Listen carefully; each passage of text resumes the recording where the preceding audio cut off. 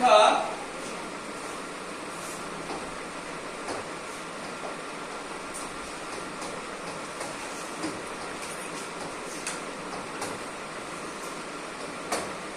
a to the power 0 is equal to 1 काहे की हमें नउचे हमें बहुत समय यूज करू जे कि हम जानि नै जे a to the power 0 is equal to 1 काहे की तो आज सिखिबा a to the power 0 is equal to 1 तेनु तुमे देखो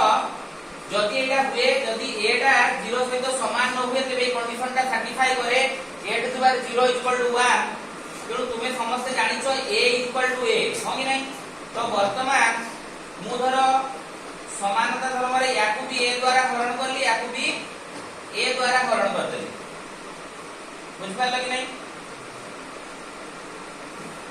याकू भी a द्वारा हरण करबे ताकू भी a द्वारा हरण करिबा वर्तमान एठी a टा को a से तो काटी देले यार मूल्य बाहरुची 1 तो सेटा को हमें लिखि परिबा एटा को जरा हमर जानिचे 1 by a equal to a to the power minus 1 कते जानिते a to the power minus 1 तेनो एठी a into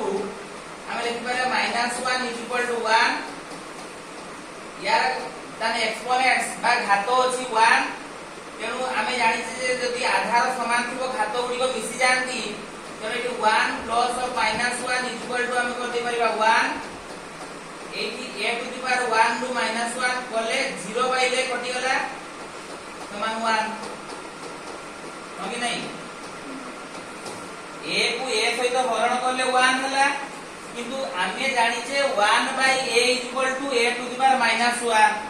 तेनु एठी हमें लिखिले a रो घात 1 into a रो घात minus 1 1 ru minus 1 कले के 0 तेनु a to the power 0 is equal to 1 बुझियाला सेही पई कुहा जाउची जे a to the power 0 is equal to 1 जदि a not equal to 0 जदि a रो मूल्य 0 होई जिवो तबे नॉन फाइनाइट होई जिवो एटा बा इनफाइनाइट जोला कहूजे निरर्थक असंज्ञाहीन एमति तुमे यूज करछो वर्ड सेटा पाइबो हला धन्यवाद।